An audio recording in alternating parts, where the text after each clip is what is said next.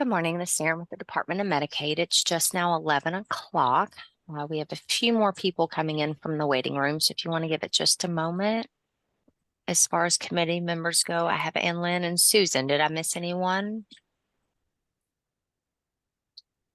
That's all I so far. Good morning. Marlene Reynolds is here as well. Thank you, Marlene. My apologies for missing you. I did too. Evan should be coming in here soon. Sounds like we all have the crud. It's that time of year. Yes, it most definitely is.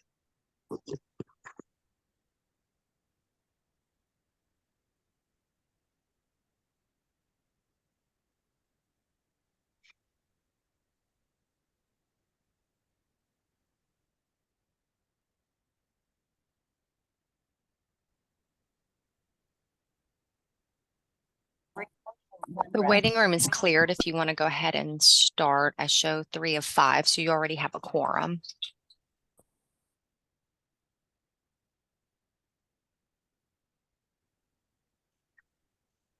Let me check my email and see if Evan's having problems getting in. I'm here. Sorry for being there you are. Yep, Sorry. Okay, we're here. All right, we'll get started. Want to thank everybody for being here today.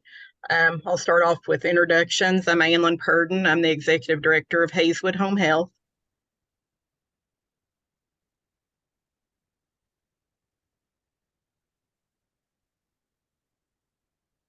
Susan, I don't know. I think we couldn't hear you there. Susan Stewart, CEO of AirH's Home Health and DME programs. Good morning, everyone. I'm Evan Reinhardt, Executive Director for the Kentucky Home Care Association. Good morning. I'm Marlene Reynolds. I'm the Regional Vice President of LHC Group. All right, we'll get started with approval of the minutes. I believe we have the August 29th meeting to approve. There's a motion. Make a motion, Mrs. Susan Stewart. I'll second that. All in favor? Aye. Aye. Marlene, your camera has to be on to vote. Thank you. Oh, there you are. All righty, and on to old business. If you want to take over that, Evan. Sure. We're checking in on our previous recommendations related to reimbursement rates. So I think last we heard that was still under consideration. So seeing where that is. Oh, all the macro. Oh, I'm sorry, Pam. I was just going to give an update on when they were due. Go ahead. My apologies. I was going to say and I don't know, Erin, it may make sense for you to give that first, if you want to do that, or I can respond to that. That's up to you. I was just going to let them know that they weren't actually due for another 2 weeks and that they were still under review, but that you trumped me, so you go for it. Well, and actually that leads right into what I was going to say, is that they actually are still under review and I do not have any updates. All right. So same answer for supplies and supplies limits then, Pam, too. Yes. So the other change at the end of that, the policy change to add supply only to DME. So I know we did add some supplies that are on the home health fee schedule to the DME fee schedule, but I don't know, is there more information you can give, Evan, on that last comment? So we are trying to expand the availability for individuals to be able to access those supplies. So you are seeing some that are a duplicate of some of the supplies that are on the fee schedule for home health that are now showing up on the DME fee schedule. But I believe there was always an overlap with some supplies, but that is direct effort to expand access for individuals that were not able to access supplies.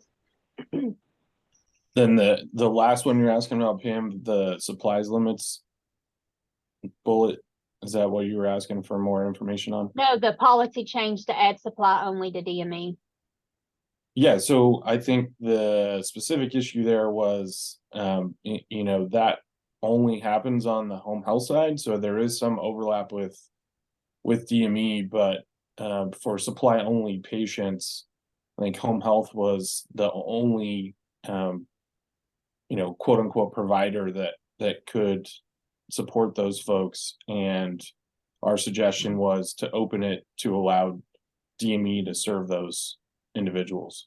Okay, and I think you will, if you all, there were some recent updates to the DME fee schedule to cover some of those supplies. So, but all of those are still, as Aaron said, I think that was on a separate track outside of the recommendation that was already kind of in the works and under discussion. And so you'll get a different, or not a different, I'm sorry, that was a wrong answer. You will get a more detailed response in the reply. But those were going down two parallel paths. And let me add also, it's not on here, but just to let you know, the Plurex drain, and then there was also a foam dressing code, an A6213, that coverage somehow got missed in the MMIS. That change order has been submitted. I know that Plurex drain we've been talking about for some time, but those change orders have been submitted. And then there is another one that is in process of being submitted for extra large pull-ups that had not been previously on the home health fee schedule. The extra large diapers are on there, but not the extra large pull-ups. And I think that's T4544. So we're in the process of adding that. So by the next home health TAC, I should be able to tell you that all of those are on there and you should be able to see them on the website. But I know we've been working on that for quite some time. All right, any other questions from the group on the old business? No.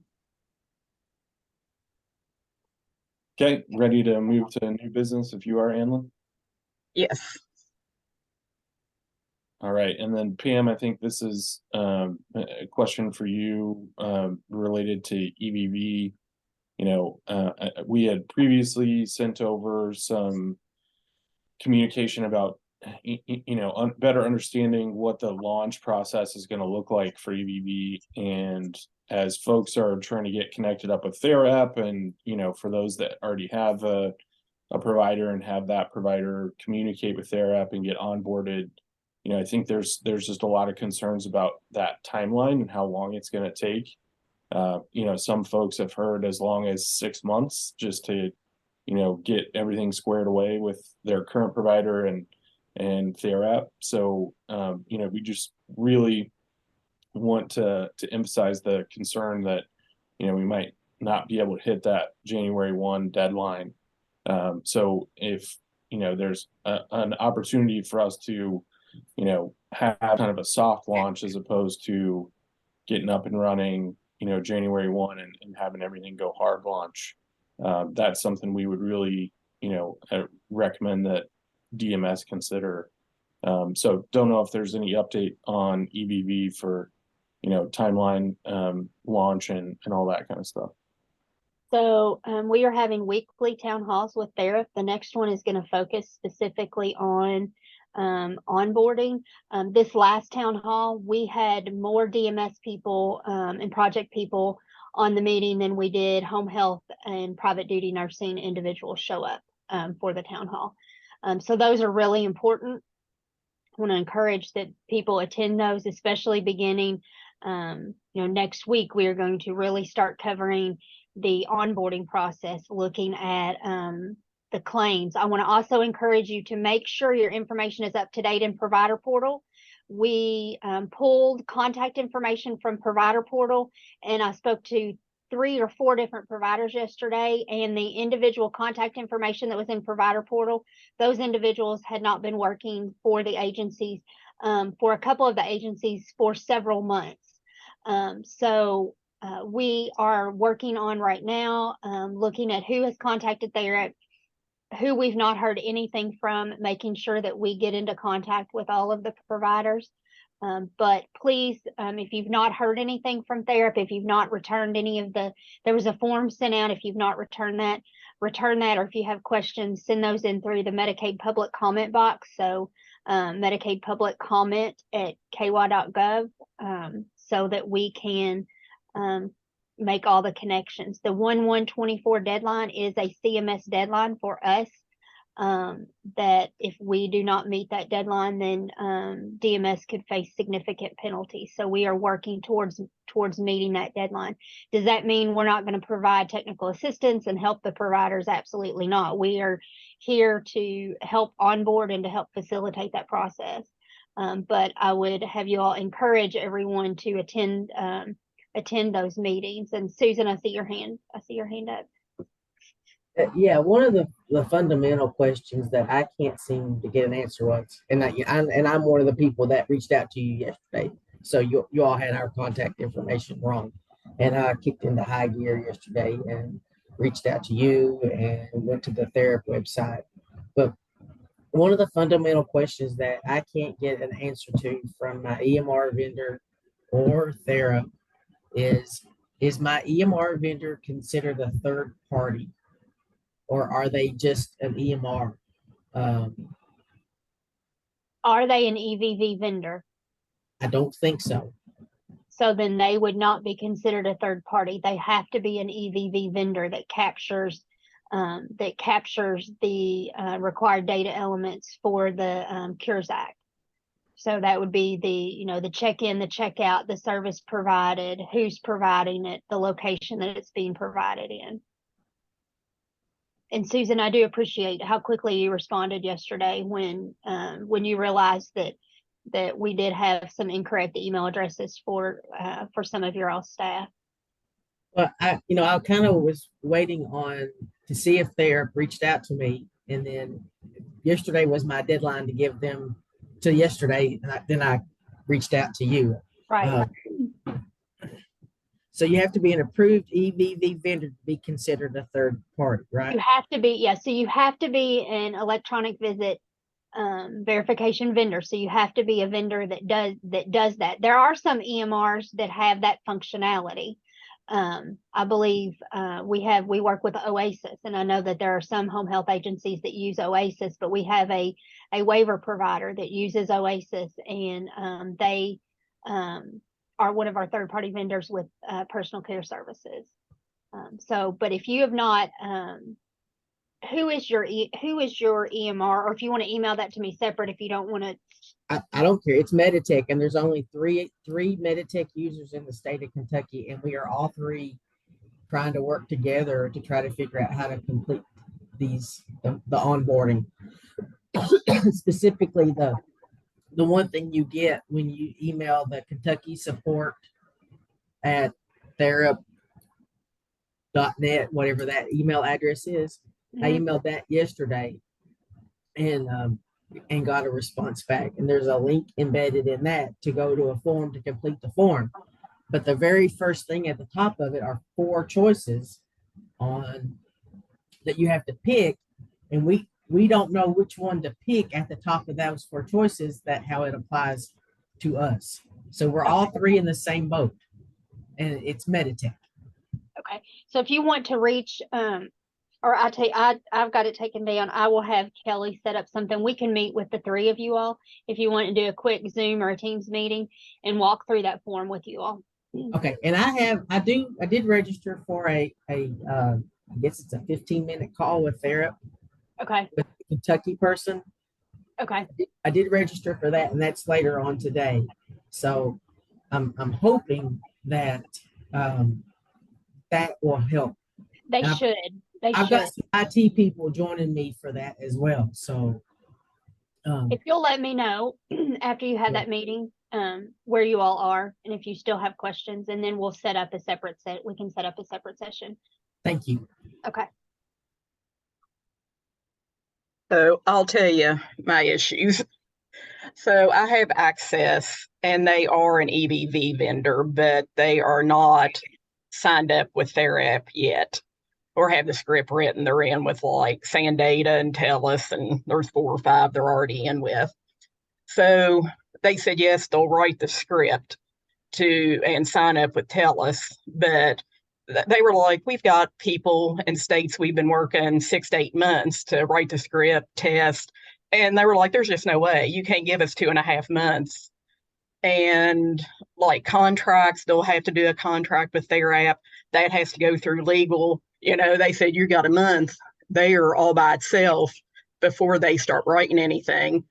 But even worse than that, I've now started weekly meetings with them. And she said, I can't start till I can start. And she said, I can't start till I have a script in hand to start looking at.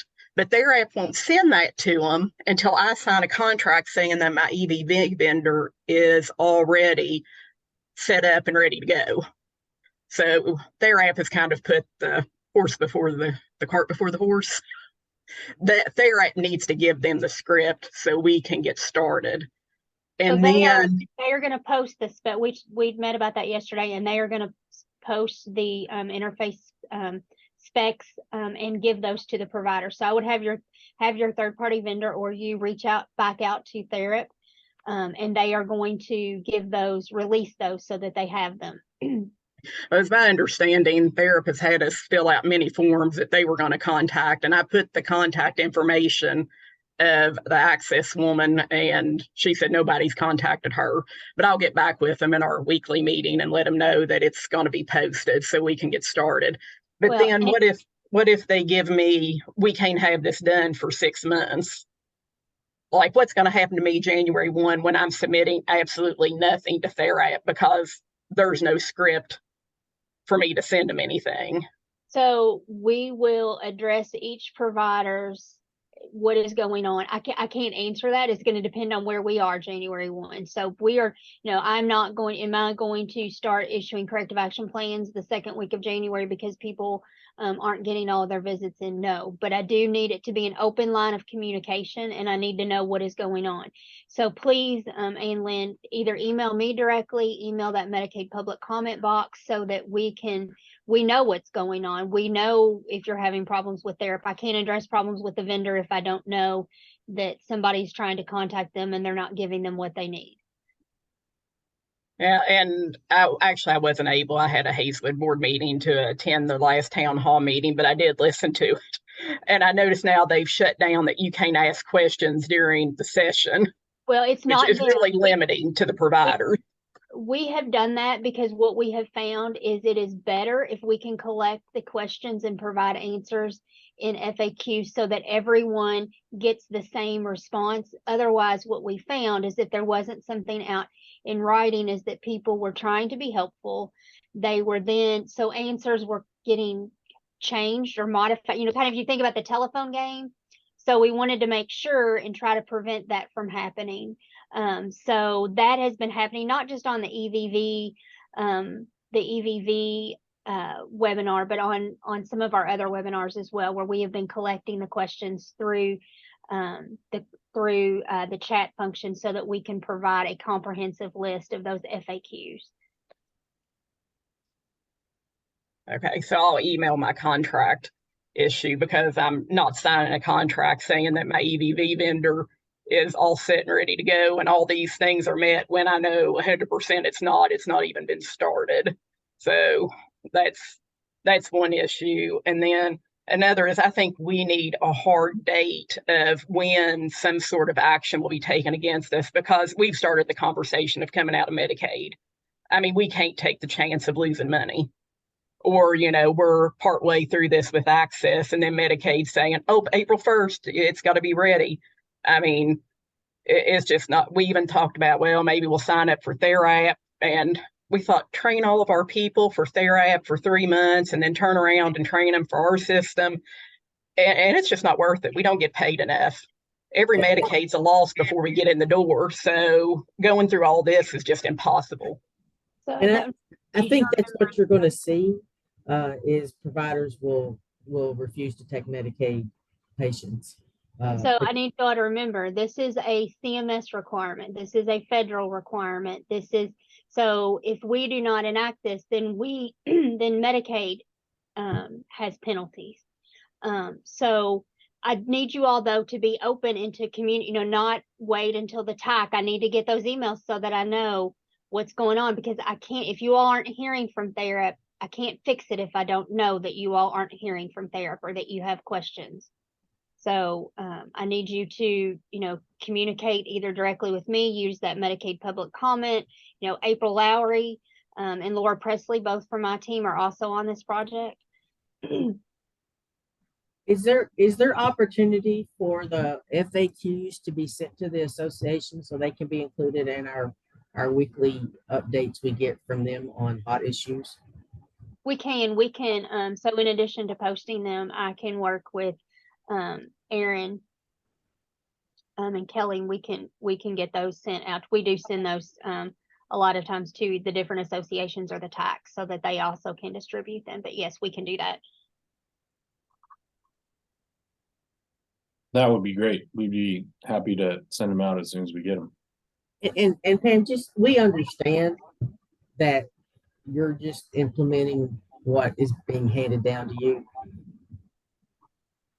But I think that we would be amiss if we didn't tell you what truly is going to happen.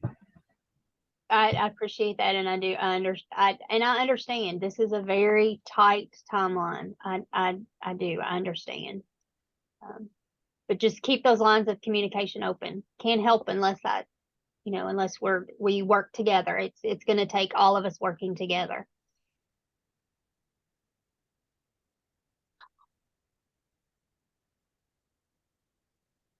We have a few others too that will probably communicate directly with you, Pam, and try to make sure that you're in the loop on, because I had heard from some other folks that THERAP hadn't reached out to either, so I'm sure they're at the very beginnings of the whole process too. So, or it's that email address issue. So if you want to have if you have not heard from THERAP, and Evan, if you all want to, and anybody on here, communicate out to your peers, communicate out to the association members, that if you have not heard from THERAP, please send us make sure we have the current email address, that we have current contact information, so that we can, make sure that we're not sending it to a box that maybe either someone's not there or that's not getting monitored.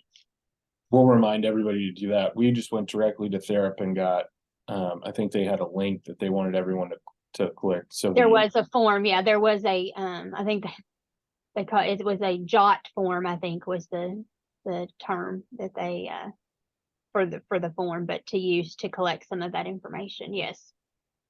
Yeah, we sent all that information out, so hopefully people had at least gotten that taken care of if they had a chance to do it.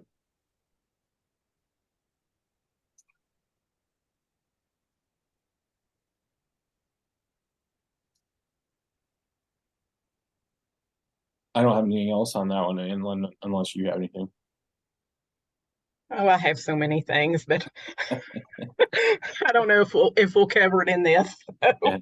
I don't know. I guess we'll just start there. And yeah, I think it's going to be a very serious situation quickly. So anyway, we'll start there. And I guess our next thing is supply only Medicare denial request. Yeah, this topic came up here recently, and I think this has come up from time to time. Here most recently, we've communicated with WellCare on this, but I think Teodos and others have had several different iterations of this with the various MCOs, but they're requesting a Medicare denial for a supply only patient. And there's some sort of paperwork they want done on the front end, but I believe it shouldn't be necessary to get that denial to be able to bill. So wanted to raise that up and see if any of the MCOs or Medicaid can speak to that. Teodos, am I capturing that correctly? I think I saw you on the call a minute ago. Yes. Hey, Evan, this is Stuart Owen with WellCare. Good Stuart. morning. Morning. Yeah, we have huddled on this, internally, had a meeting, and we're looking at it. And from what I understand, Yes, there's actually in that scenario, there's I think it's called a condition code that you indicate on the claim that would denote that it's regarding Medicare status. And so we are looking into that. We think that there might be an issue because of an attachment, I think, that has to be provided, and that we might actually have an issue regarding that because there's an attachment, if I understand correctly. But long story short, and we met yesterday or Friday regarding this. So we do think there is an issue. Just want to let you know, and that we are definitely making it a high priority, looking at it right now. Okay. Well, we appreciate you taking a look, and whatever we can do to help, let us know. But I think you've got all the info from our side for now. Yeah, and I know we had an email from you. I'll respond back to that as well, related to the Kentucky Home Care Association Sounds call. good. I think it's on there. So I'll definitely be communicating with you regarding this.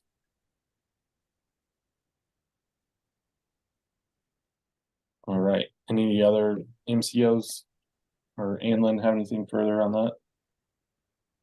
I don't. In the past, we've discovered the 12 in box 18 that normally works, but sometimes we still have to contact our provider reps and have it resent back for review. So sometimes it takes a while, but we normally get them fixed.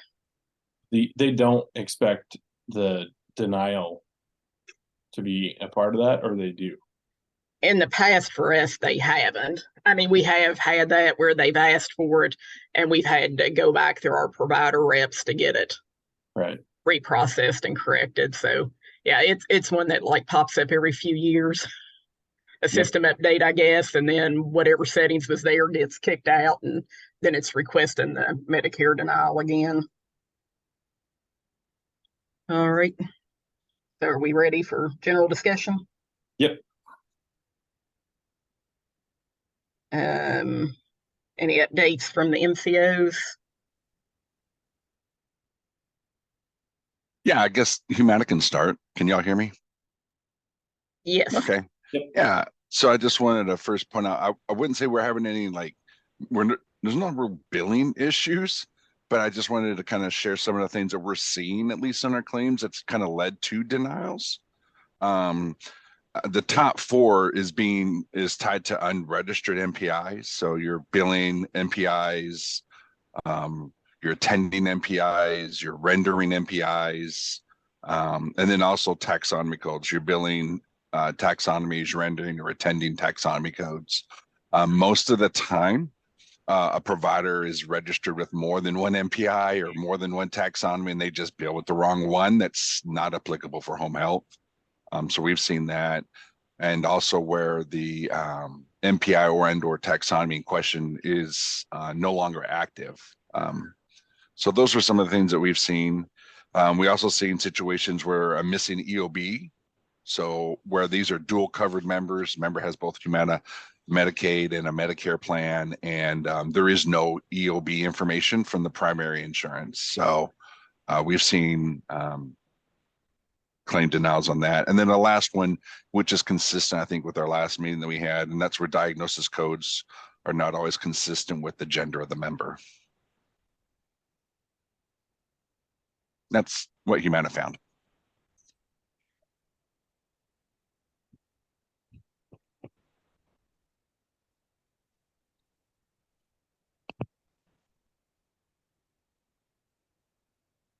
I'll just report as far as issues, it's kind of what we were just talking about, but I recently pulled auth data, authorizations, and we were at 98.59% approval of home health authorization requests, so no issue there.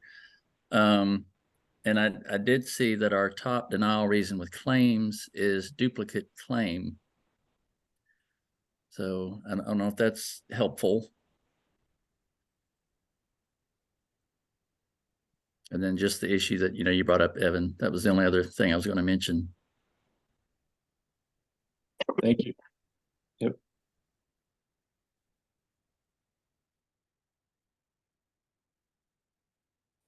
This is Crystal with Aetna. Can you hear me? Yes. Yes.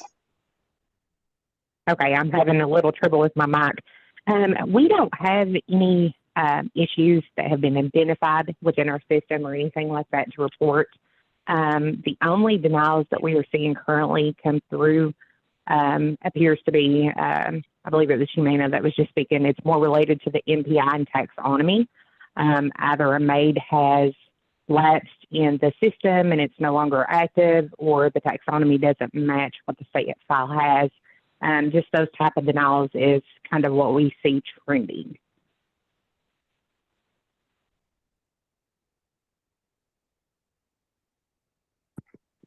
Hi, good afternoon. This is Anna Page from Passport. We see the same on denials from a claims perspective. I've not heard of any issues other than every now and then we'll get isolated issue. From a UM perspective, no issues there either. We have a very, very low denial rate. And generally, if cases are denied, it's due to lack of information, and we try to reach out to the providers to get additional clinical information to support the additional visits.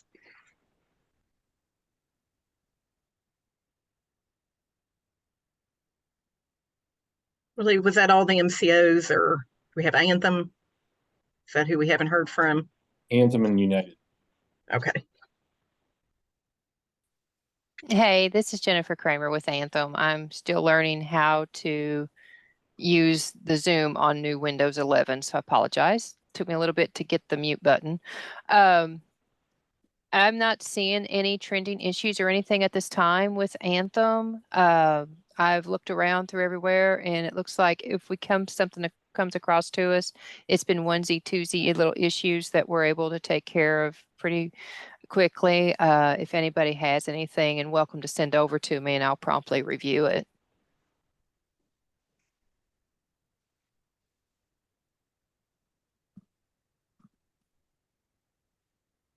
And are you guys able to hear me? Because I do have microphone issues as well. Yes, we we heard heard you. you. Okay, good. Thank you.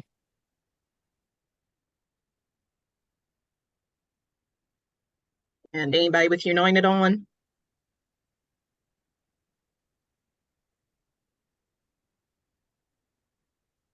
Okay, guess we'll move on. Any updates from DMS?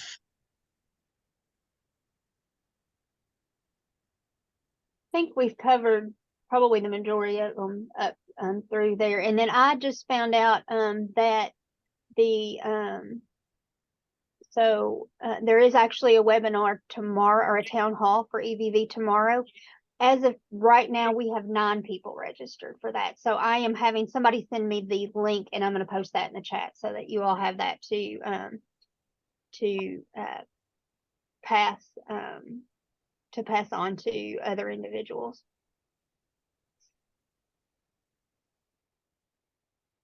Thank you. Pam, I've got the link. You've got it now, or I can post it. Just let me know. Thank you, April. I'm posting it right now. And I'll copy that out of the chat and email it out to the TAC after the meeting as well. Thank you. All right, are we on to any recommendations? Yeah, I think discussion based on where we were with EVV and the significant amount of work needed to be done to hit that January 1 deadline. Just recommending any and all flexibility DMS can provide on giving providers and their vendors time to reach a state of compliance. So that was the thought at this point. I don't know if anybody has any additional detail to add to that, but we would just recommend that DMS utilizes that flexibility to the best of their ability. I second that. I don't know if we're making official recommendations, but I second that. I'll third it. All right. I don't guess that's anything we need to vote on. Are we making an official recommendation or? Yeah, I think I mean, may as well make it official. So, we have a recommendation in a second and just have everybody vote. Uh, Aye. Aye. Uh, all right. Anything from Susan and the mic? Oh, she'll mute. That note. Okay. Yep, then I guess the next meeting's August the 15th, unless there's anything else. the next meeting can't be August the 15th. We're going backwards. That is very true. Then I don't know when the next meeting is. My apologies for not catching that. I think your next one is on the 19th on my birthday. Yeah, the 19th. December 19th. Evan, do you mind to follow up that recommendation in writing to me, please? This is No Erin. problem. Happy Thank to you. do it. Yeah. And apologies about that. Yeah. December 19th is our next meeting. Yes, sorry I didn't catch that error before posting it either. I was just willing to go right along with it. See, EVV's made us crazy. No doubt. All right. Well, then I guess we're adjourned. Thank you, everybody, for Good. attending Everybody. and the comments and discussion.